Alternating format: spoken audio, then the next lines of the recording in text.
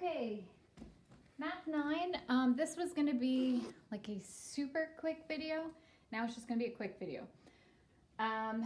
Because I wanted to do a quick review of Chapter 9. Super fast though. However, a lot of people were having trouble with number 5 on page 351. So before I do the review, I want to do that, okay? So number 5 on page 351, I apparently need glasses, says you have a nickel, a dime, and a penny, and you toss them. What is the sample space? All right, so we have a penny, a nickel, and a dime. So with the penny, I could get heads or tails.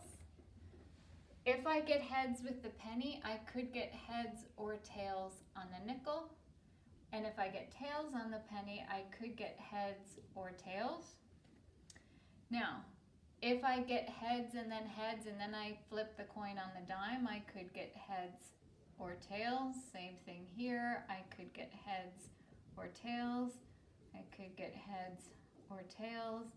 And I could get heads or tails. So when they ask you what is the sample space, I could get heads, heads, heads. I could get heads, heads, tails. I could get heads, tails, tails. I could get, oh, I hate doing this. I could have gotten heads, heads. I could have gotten heads, tails, heads. Could have gotten heads, tails,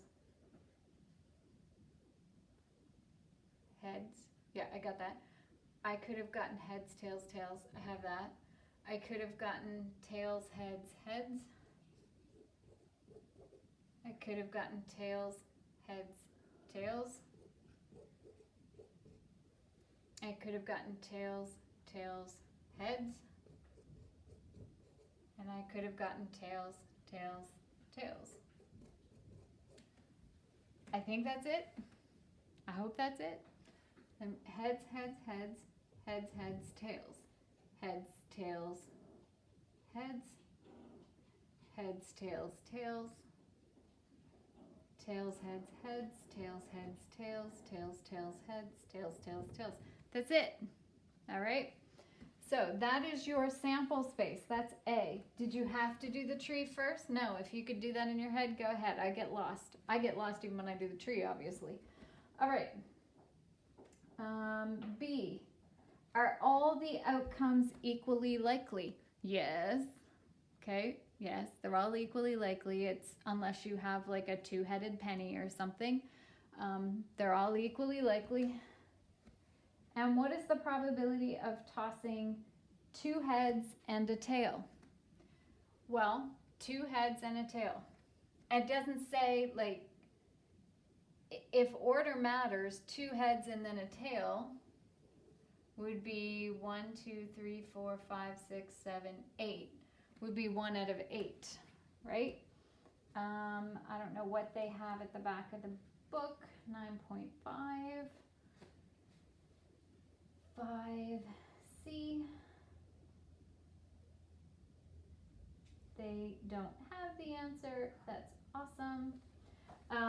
If order matters, then there's only one possibility.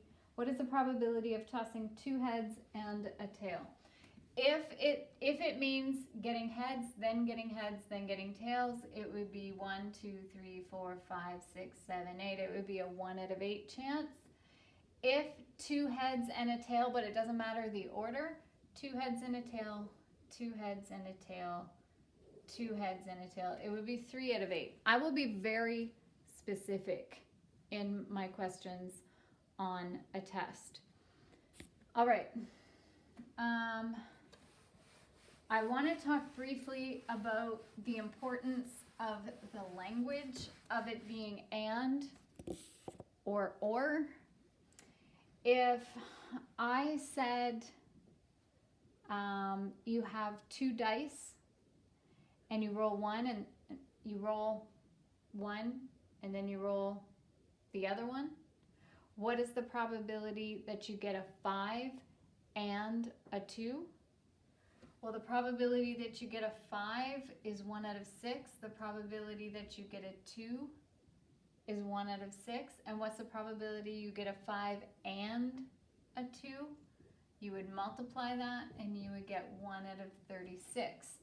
But if I said you just have 1 die and you roll it, and in that single event, what is the probability of you getting a 2 or a 5? That's when you could get a 2, which is a 1 out of 6 chance, or you could get a 5, which is a 1 out of 6 chance, which is a 2 out of 6 chance, which reduces to 1/3. Pay very close attention to whether or not it's or and. All right? It'll be or if you're doing a single thing. I'm rolling a die and you can get this or this. It will be and if you're doing several things repeatedly. I'm going to roll the die 3 times in a row. What's the probability I get a 2 and then a 2 and then a 2? That would be multiplying. That would be 1 out of 6 times 1 over 6 times 1 over 6. So just really pay attention to the language. All right, so honestly, that's the review for probability. That's it. There also is scatter plots. I could give you a scatter plot and ask you to interpret what's going on. I could get you to do a scatter plot. I will. Like, that's not even a question. It definitely will be on the test, where I give you like a table and you have to create a scatter plot. I will be evaluating you on, are your dots in the right place? Did you pick a reasonable size for your graph to be? Did you label your axes? Those types of things. If I ask you to put a line of best fit in, did you put a line of best fit where it should go? And then I may ask you questions about the graph. I may ask you, some random question about it. It's not really a very long test at all. It's pretty quick. And I don't think it's a super hard test, but maybe. So your last test for grade 9 will be on Tuesday at 8:30. So Tuesday at 8:30, your very last test of grade 9 math. And after that, I will be uploading an assignment to you, and you will have until June 5th to finish it. Again, I will make some review videos on things that I don't already have YouTube videos on, so things we did before we left school. I will do some videos on that since I am not available for you to just come ask for help. I will put up some videos for those things specifically so you can look at them. That doesn't mean you still can't ask questions if you're stuck, but I want to give you resources to use if I'm not readily available, or you want to try and figure it out on your own, which is always good.